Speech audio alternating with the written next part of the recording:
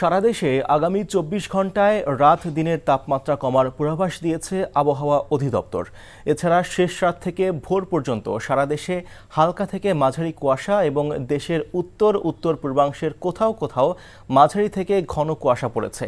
বিশেষ করে তেঁতুলিয়া, পঞ্চগড় ও কুড়িগ্রাম সহ রাজশাহী এবং রংপুর বিভাগের বিভিন্ন এলাকাগুলোতে তাপমাত্রা কমার সাথে শীতের প্রকোপ বাড়বে বলেও জানানো হয়েছে। সকাল থেকে ঘন কুয়াশার পাশাপাশি ঠান্ডা বাতাস বইছে। কুয়াশায় ঢাকা পড়েছে রাজধানীর পথঘাট। ঘন কুয়াশা ও শীতের তীব্রতায় বিপাকে পড়েছে নিম্ন আয়ের মানুষ। হাসপাতালগুলোতে বৃদ্ধি পেয়েছে শীতজনিত রোগে আক্রান্তের সংখ্যা।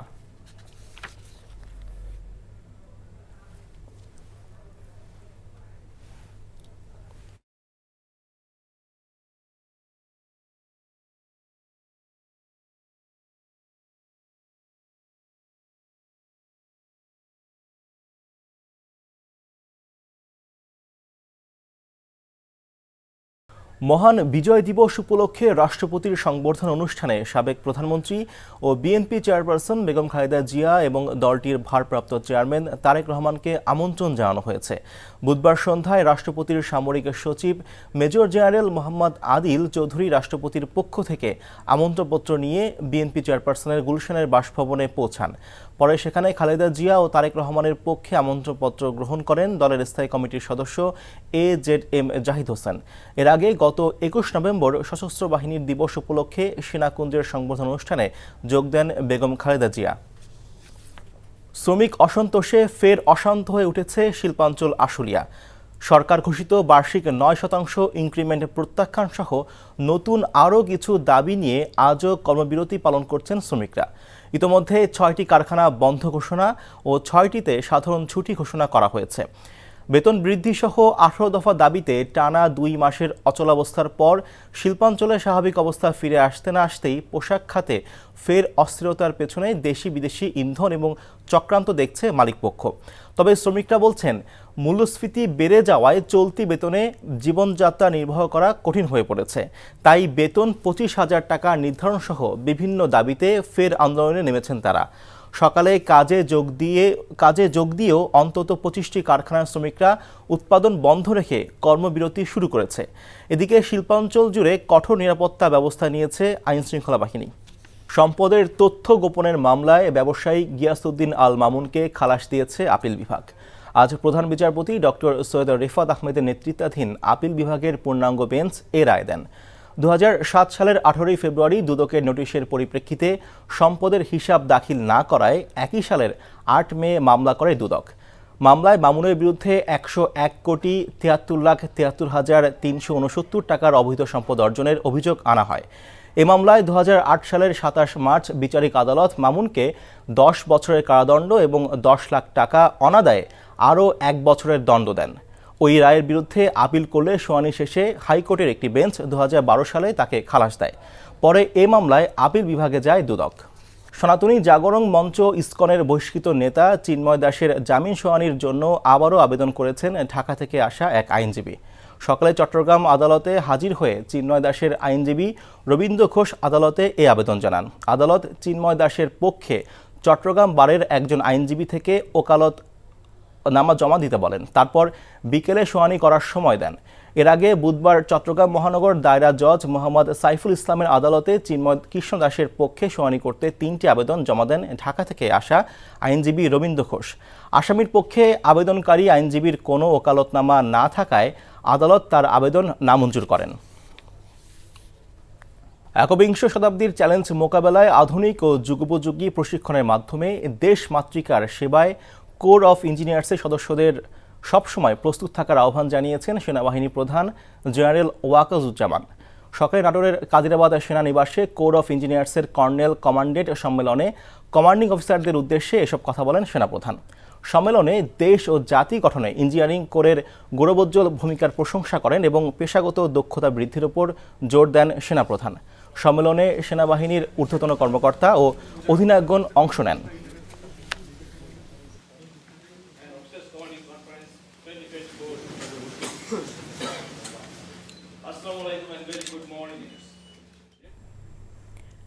বিএনপি মহাসচিব মির্জা ফখরুল ইসলাম আলমগীর বলেছেন, মামলার কার্যক্রম শেষ হলেই দেশে ফিরবেন বিএনপির ভারপ্রাপ্ত চেয়ারম্যান তারেক রহমান। 11 দিনের সফর শেষে লন্ডন থেকে দেশে ফিরে বিমানবন্দরের সাংবাদিকদের প্রশ্নের জবাবে তিনি একথা জানান। বলেন, রাজনৈতিক দলগুলো অন্তর্বর্তী সরকারকে ব্যর্থ করার চেষ্টা করছে বলে যে বক্তব্য আসছে তার সম্পূর্ণ রাজনীতি বিরোধী মন্তব্য। তিনি জোর দিয়ে বলেন, রাজনৈতিক দলগুলো সব সময় অন্তর্বর্তী সরকারকে সমর্থন করেছে, কারণ দেশে গণতন্ত্র প্রতিষ্ঠা করা। ভারতের সাথে চলমান ইস্যুগুলো আলোচনার মাধ্যমে সুরাহা হবে বলেও আশাবাদ ব্যক্ত করেন মির্জা ফখরুল। ভারপ্রাপ্ত চেয়ারম্যান যে আপনারা সবাই ধৈর্য ধরবেন। একটা বিশাল বিজয় সূচিত হয়েছে জনগণের। এই বিজয়কে ফলপ্রসূ করতে হলে অবশ্যই সকলকে ধৈর্য ধরে কাজ করতে হবে এবং গণতন্ত্রকে প্রতিষ্ঠা করতে, এবং গণতন্ত্রের যেটা প্রথম পদক্ষেপ ফটক, সেই ফটকে নির্বাচনের জন্য সকলকে প্রস্তুতি দিতে হবে। ওনার যখন সুযোগ হবে, অর্থাৎ আপনার মামলা মোকদ্দমাগুলো শেষ হয়ে যাবে। 4 মাসে অশান্ত দেশকে অনেকটাই শান্ত করেছে বর্তমান অন্তর্বর্তী সরকার। রাজধানীর প্রেস ইনস্টিটিউটে ব্র্যাক বিশ্ববিদ্যালয় পরিচালিত জরিপের তথ্য প্রকাশ অনুষ্ঠানে প্রধান উপদেষ্টা প্রেস সচিব শফিকুল আলম বলেন, সরকার চরম মাত্রায় দমনপীড়নে বিশ্বাসী না হয় দেশের সার্বিক আইনশৃঙ্খলা এবং জননিরাপত্তা পরিস্থিতি এখনও পুরোপুরি নিয়ন্ত্রণে আসেনি। তবে আনু মোহাম্মদ সহ অর্থনীতিবিদরা মনে করেন, দ্রব্যমূল্য সহ বেশ কিছু খাতে সরকারের ব্যর্থতা রয়েছে। নিয়ামুল আজিজ সাদেকের report. BRAC institute of governance and development BIGDর গবেষণা প্রতিবেদন বলছে, দেশের ৭৯% মানুষ বর্তমান সরকারের কার্যক্রমে খুশি। গবেষণার উপর আলোচনায় অংশ নিয়ে বক্তারা বলেন, এ সরকারের সময়ে গণহারে মামলা, নিরাপত্তা ও দ্রব্যমূল্য ইস্যুতে সাধারণ মানুষের অসন্তুষ্টি রয়েছে। দৃশ্যমান উদ্যোগটা নাই। এখন শফিকুল আলম দেখছেন যে সরকার অনেক চেষ্টা করছে, কাজ করছে, দিন রাত কাজ করছে, এটা শফিকুল আলমের অভিজ্ঞতার মধ্যে আছে, কিন্তু মানুষ তার ফলাফলটা পাচ্ছে না। মানুষ তো ফলাফলটা দেখবে, ইম্প্যাক্টটা কি। ইম্প্যাক্টটা দ্রব্যমূল্যের মধ্যে একটা ব্যাপার আছে, মব ভায়োলেন্সের যে ব্যাপারটা, মানে জোর জবরদস্তি, দাপট, এটা নানান ভাবে বিভিন্ন জায়গায় আমরা দেখতে পাচ্ছি, যে জোর করে পদত্যাগ করানো কিংবা শিক্ষকের উপরে, এই জিনিসগুলো মানুষ ভালো চোখে দেখছে না। তবে প্রধান উপদেষ্টার প্রেস সচিব জানান, বাস্তবতা অনেক কঠিন। পরিস্থিতি সামাল দিয়ে 4 মাসের অর্জনও কম নয়। ফেসবুকের মাধ্যমে বা সোশ্যাল মিডিয়াতে পারসেপশন তৈরি হয়ে যাচ্ছে যে আমাদের ল অর্ডার সিচুয়েশন বুঝি খারাপ, বা ওই প্রতিদিন হয়তো কোনো গ্রুপ এসে প্রোটেস্ট করছেন, ওইটা দেখে আরো এক ধরনের সেন্স অফ ইনসিকিউরিটি হয়তো আসছে। তো আমরা দেখছি যে সিচুয়েশন বিশেষ করে after September as good as any time in the recent past. ব্র্যাকের senior research fellow doctor Mirza M Hasan বলেন, 67% মানুষ চায় তৃতীয় বৃহত্তর কোনো দল ক্ষমতায় আসুক। আমাদের দেশে যে পেট্রন ক্লায়েন্টেলিজম আছে সেটা করছে, সেটা কি ভাঙছে, সেটা কি ভাঙবে? একটা ভাঙার কিন্তু একটা সুযোগ কিন্তু এসে গেল। বিএনপি আওয়ামী লীগের বাইরে আরেকটা পার্টি হওয়া দরকার, ডমিনেন্ট পার্টি হওয়া দরকার। সেটা সম্ভব কিনা? 67% লোক বলেছে যে হ্যাঁ, নতুন দল আসলে আমরা হয়তো সুইচ করব। Niamul Aziz Sadek, NTV news, Dhaka. July August গণহত্যা ও ইন্টারনেট সেবা বন্ধ করে গণহত্যার ঘটনা গোপন করার অভিযোগে সাবেক প্রতিমন্ত্রী জুনায়েদ আহমেদ পলককে 18 ডিসেম্বর জিজ্ঞাসাবাদ করার জন্য তদন্ত সংস্থাকে অনুমতি দিয়েছে আন্তর্জাতিক অপরাধ ট্রাইব্যুনাল। একই সাথে যাত্রাবাড়ী থানার সাবেক ওসি আবুল হাসানকে 15 ডিসেম্বর তদন্ত সংস্থায় জিজ্ঞাসাবাদের জন্য অনুমতি দেওয়া হয়েছে। বৃহস্পতিবার প্রসিকিউশনের মাধ্যমে ট্রাইব্যুনালে আবেদন করে তদন্ত সংস্থা। জুলাই আগস্ট গণহত্যার তদন্তের অগ্রগতি ঠিক মতো অবহিত করতে না পারায় তদন্ত সংস্থার প্রতি অসন্তোষ প্রকাশ করে ট্রাইব্যুনাল। এদিকে আরেক আবেদনে গ্রেফতারি পরোয়ানা জারির পর অনেক আসামি পালিয়ে যাওয়ার ঘটনার ব্যাখ্যা 7 দিনের মধ্যে দিতে আইনশৃঙ্খলা বাহিনীকে নির্দেশ দেওয়া হয়। সকালে যাত্রাবাড়ী থানার সাবেক ওসি আবুল হাসানকে হাজির করা হয়। শুনানি শেষে তাকে আবার কারাগারে নিয়ে যাওয়া হয়। বিএনপির স্থায়ী কমিটির সদস্য মেজর অবসরপ্রাপ্ত হাফিজ উদ্দিন আহমেদ বলেছেন, যেই স্বপ্ন নিয়ে মুক্তিযুদ্ধ হয়েছিল আওয়ামী লীগের দুঃশাসনের কারণে সেই স্বপ্ন হাওয়ায় মিলিয়ে গেছিল। এখন আবার সুযোগ এসেছে সেই স্বপ্ন বাস্তবায়ন করার। সকালে জাতীয় প্রেস ক্লাবে আলোচনা সভায় তিনি এসব কথা বলেন। হাফিজ বলেন, প্রয়োজনে এদেশের তরুণরা জীবন দেবে, তবু দেশকে ভারতের পদানত হতে দেবে না। বাংলাদেশের মতো সাম্প্রদায়িক সম্প্রীতি পৃথিবীর কোথাও নেই বলেও মন্তব্য করেন তিনি। ভারতীয় গণমাধ্যম প্রতিনিয়ত মিথ্যাচার করছে। জুলাই বিপ্লব প্রমাণ করেছে এদেশে ভারতের দালালদের জায়গা হবে না। স্বাধীনতার অব্যবহিত পরেই এই মুক্তিযুদ্ধের লক্ষ্যসমূহ থেকে তৎকালীন রাজনৈতিক দলটি ধীরে ধীরে দূরে সরে যায়। জনগণ ক্রমেই হতাশাগ্রস্ত হয়ে পড়ে। যেই সমৃদ্ধি অর্জনের জন্য ৭১-এ জীবন বাজি রেখে যুদ্ধ করেছি, সেই সমৃদ্ধি আমরা দেখতে না পাব এবং যতদিন পর্যন্ত আমাদের স্বাধীনতার সার্বভৌমত্বের প্রতি সকল ভ্রুকুটি নিশ্চিহ্ন না হবে ততদিন পর্যন্ত মুক্তিযুদ্ধ চলবে।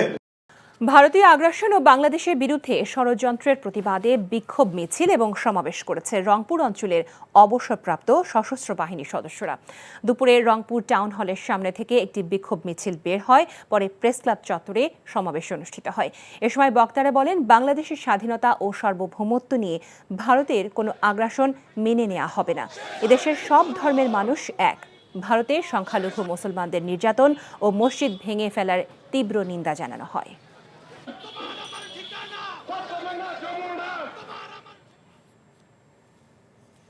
চট্টগ্রাম বিশ্ববিদ্যালয়ের আবাসিক হলের শিক্ষার্থীদের জন্য বাধ্যতামূলক করা হলো ডোপ টেস্ট।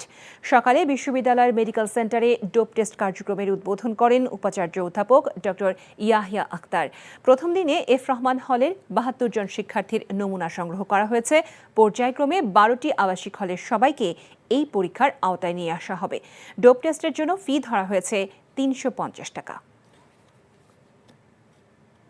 নাটোর সদরের এসএল্যান্ড কৃষ্ণচন্দ্রের বিরুদ্ধে অনিয়ম, দুর্নীতি, হয়রানি, স্বেচ্ছাচারিতা সহ নানা অভিযোগ এনে তার অফিস ঘেরাও করেছে বৈষম্য বিরোধী ছাত্র আন্দোলনের নেতাকর্মীরা। দুপুরে নাটোর রানী ভবানীর রাজবাড়িতে অবস্থিত ভূমি অফিসের সামনে অবস্থান নেয় শিক্ষার্থীরা। পরে অতিরিক্ত জেলা প্রশাসক আরিফ হোসেন ও সদর উপজেলা নির্বাহী কর্মকর্তা আখতার জাহান সাথী ঘটনাস্থলে গিয়ে শিক্ষার্থী ও ভুক্তভোগীদের সাথে কথা বলে পরিস্থিতি শান্ত করেন।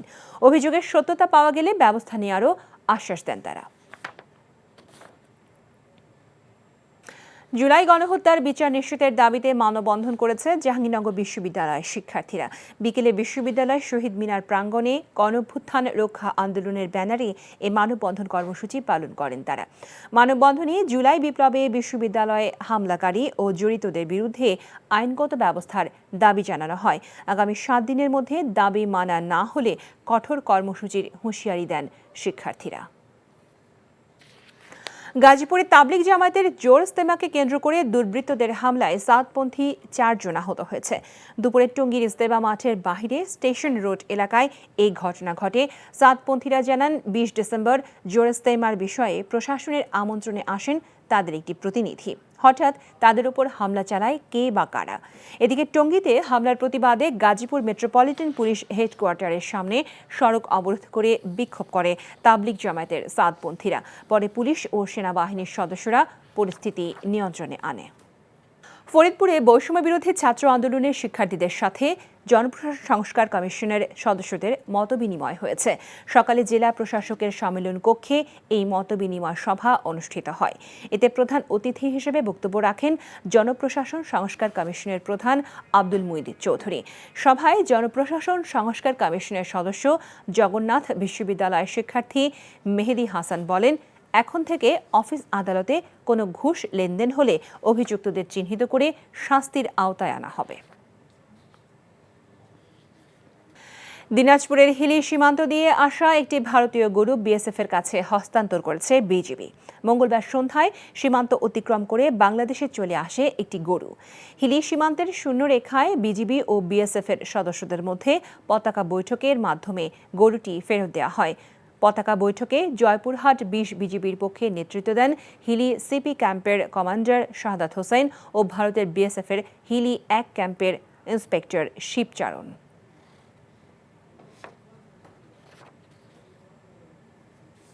সাবেক ফ্যাসিস্ট প্রধানমন্ত্রী শেখ হাসিনাকে ভারত সরকার বিদ্বেষমূলক বক্তব্য প্রচারে বাধা দেবে ও বন্দি বিনিময় চুক্তি অনুযায়ী ফেরত পাঠাবে বলে আশাবাদ জানিয়েছে স্থানীয় সরকার উপদেষ্টা আসিফ মাহমুদ সজীব ভুঁইয়া। আর যেই শাসকের বিরুদ্ধে আন্দোলন ছিল তাকে আশ্রয় দেয়ায় মানুষের মনে ক্ষোভ থাকতে পারে, তবে দুই দেশের সম্পর্কের মেঘ কেটে যাবে, যা ভারতের পররাষ্ট্র সচিবের সফরের মধ্য দিয়ে শুরু হয়েছে বলে জানিয়েছেন পরিবেশ উপদেষ্টা সৈয়দা রিজওয়ানা হাসান। সন্ধ্যায় সচিবালয়ে এক অনুষ্ঠান শেষে প্রশ্নের জবাবে এসব বলেন তারা। রিপোর্ট করছেন রোকন উদ্দিন।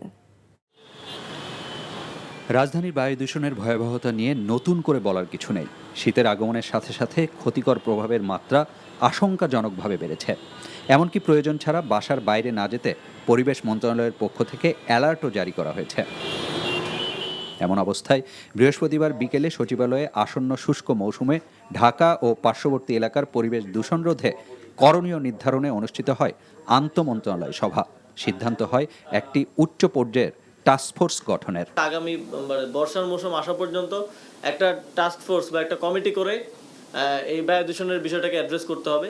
এ সময় সাংবাদিকদের প্রশ্ন ছিল, ভারতীয় পররাষ্ট্র সচিবের সফরের পর দুই দেশের সম্পর্কের শীতলতা কাটলো কতটা? যার বিচারের দাবি ওঠে তাকে অন্য একটা দেশ আশ্রয় দেয়, তখন সেটা নিয়ে যে দেশ বিচারের দাবি করছে, যে দেশের মানুষ বিচারের দাবি করছে, সে দেশের মানুষের মনে ক্ষোভ হওয়া কোনোই অস্বাভাবিক বিষয় না। সেজন্যই যে দুই দেশের মধ্যে সম্পর্কের কালো মেঘ কাটবে না তা না। তাদের যে পররাষ্ট্র সচিব এসেছিলেন সেখানে সম্পর্কটা পুনর্মূল্যায়নের এবং নতুন করে যাত্রা শুরুর একটা প্রক্রিয়া শুরু হয়েছে। আর ভারতে থেকে সাবেক প্রধানমন্ত্রীর বক্তব্য দেয়াকে ভারত সরকার বাধা দেবে বলেও আশাবাদ জানান স্থানীয় সরকার উপদেষ্টা। বাংলাদেশের পক্ষ থেকে এটা বলা হয়েছে যে একজন গণহত্যাকারী ফ্যাসিস্ট, যার আসলে এই মুহূর্তে বিচার হওয়ার কথা, যার এখন কারান্তরীণ থাকার কথা, তিনি ভারতে অবস্থান করছেন এবং সেখান থেকে বিভিন্ন কর্মসূচি, বিভিন্ন বক্তব্য, বিদ্বেষমূলক বক্তব্য তিনি দিয়ে যাচ্ছেন। আমরা আশা করি যে ধরনের কোনো বিদ্বেষমূলক বক্তব্য প্রচারে ভারত তাকে বাধা দেবে এবং যথাসময়ে বাংলাদেশের সাথে ভারতের যে বন্দি বিনিময় ট্রিটি আছে সেই ট্রিটি অনুযায়ী তাকে বাংলাদেশে ফেরত দেওয়া হবে। ভারত সহ আন্তর্জাতিক কিছু গণমাধ্যমে বাংলাদেশ নিয়ে অপপ্রচারের বিষয় স্পষ্ট হয়েছে উল্লেখ করে তা বন্ধে প্রধান উপদেষ্টা সহ সরকারের পক্ষ থেকে ব্যবস্থা নেওয়া হচ্ছে বলেও জানান সজীব ভুঁইয়া। রোকন উদ্দিন, এনটিভি নিউজ, ঢাকা। শেখ হাসিনাকে ফেরত আনা আন্তঃমন্ত্রণালয় বিষয়ক প্রক্রিয়া নির্দেশনা পেলে মন্ত্রণালয় কাজ শুরু করবে বলে জানান পররাষ্ট্র সচিব জসিম উদ্দিন। সন্ধ্যায় সাংবাদিকদের ব্রিফিংয়ে তিনি বলেন, যে সকল জেলেকে ভারতে ধরে নিয়ে যাওয়া হয়েছে তাদের দেশে ফেরাতে কাজ করছে সরকার। মিয়ানমার সীমান্তের পরিস্থিতি সরকার পর্যবেক্ষণ করছে উল্লেখ করে তিনি বলেন, জাতীয় স্বার্থ রক্ষায় সময় অনুযায়ী সিদ্ধান্ত নেওয়া হবে। আগামী 14 থেকে 17 ডিসেম্বর অন্তর্বর্তী সরকারের প্রধান উপদেষ্টা ডক্টর মোহাম্মদ ইউনূসের আমন্ত্রণে পূর্ব তিমুরের রাষ্ট্রপ্রধান রামোস হোর্তা বাংলাদেশে আসছেন জানিয়ে জসিম উদ্দিন বলেন, শিক্ষা, স্বাস্থ্য, কূটনৈতিক সহ নানা বিষয়ে চুক্তি ও সমঝোতা হতে পারে দুদেশের মাঝে।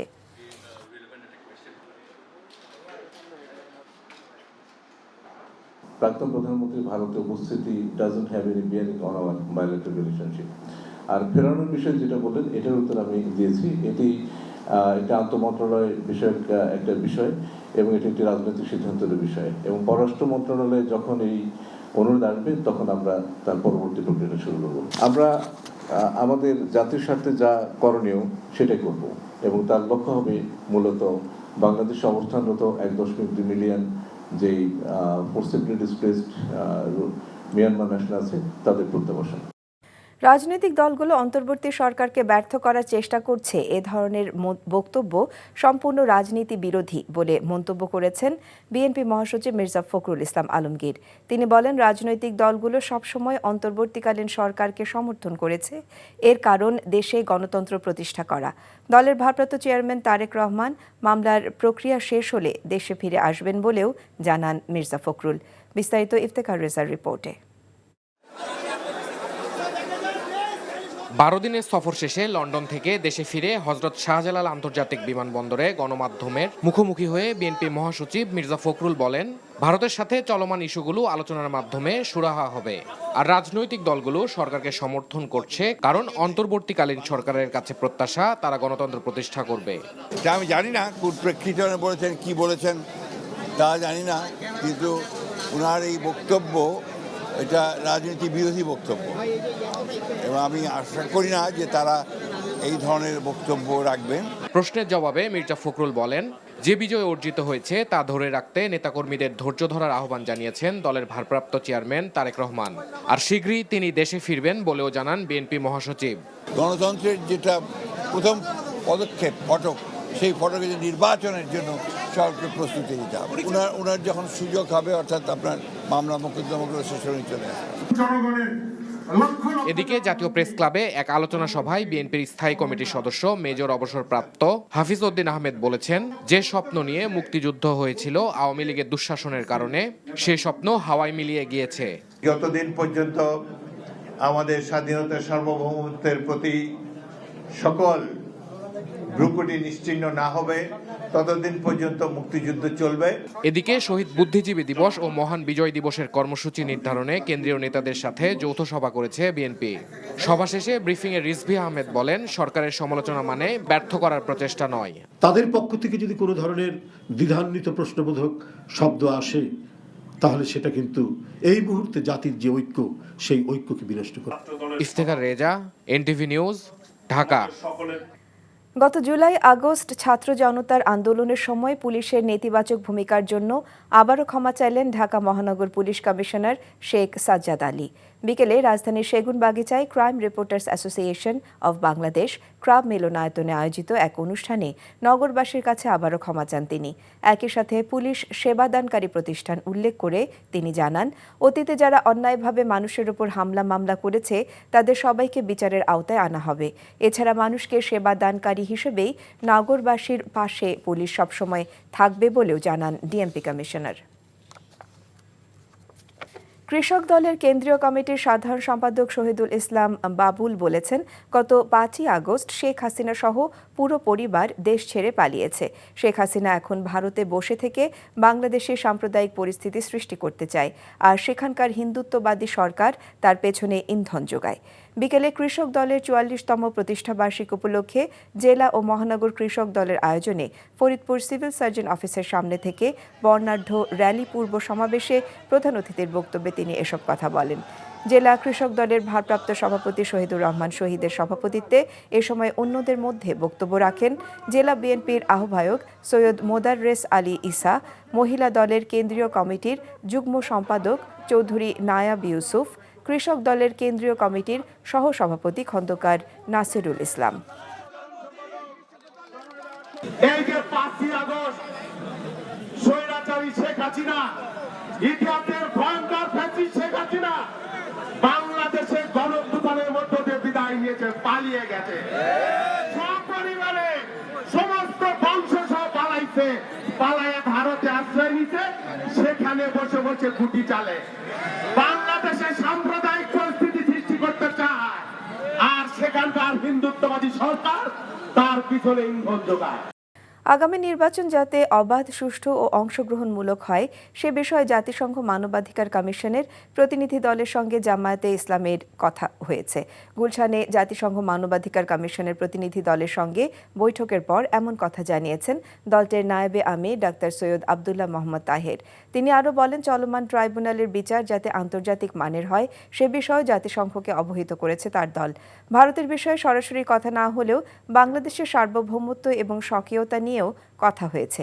এক প্রশ্নের জবাবে আবদুল্লাহ মোহাম্মদ তাহের বলেন, পতিত আওয়ামী লীগ সরকারের সময় দেশের মানুষের ওপর যে নির্মম অত্যাচার হয়েছে সে বিষয়ে জাতিসংঘ অবহিত আছে। টানা দরপতন চলছে দেশের শেয়ার বাজারে। সপ্তাহের শেষ কার্যদিবসে ঢাকা স্টক এক্সচেঞ্জ ডিএসইতে লেনদেনে অংশ নেয়া বেশিরভাগ প্রতিষ্ঠানের শেয়ার ও ইউনিটের দাম কমেছে। ডিএসইতে আজ লেনদেন হওয়া 198টি কোম্পানির দাম কমেছে 105টির, আর অপরিবর্তিত ছিল 91টির দাম। এর প্রভাবে কমেছে সবকটি মূল্যসূচকও। ডিএসই এক্স 19 পয়েন্ট কমে 5105 পয়েন্টে দাঁড়িয়েছে। সব মিলিয়ে চলতি সপ্তাহের 5 কার্যদিবসেই শেয়ার বাজারে দরপতন হলো। তবে বৃহস্পতিবার ডিএসইতে মোট লেনদেনের পরিমাণ কিছুটা বেড়েছে। অন্যদিকে চট্টগ্রাম স্টক এক্সচেঞ্জেও বৃহস্পতিবার বেশিরভাগ প্রতিষ্ঠানের শেয়ার ও ইউনিটের দাম কমেছে।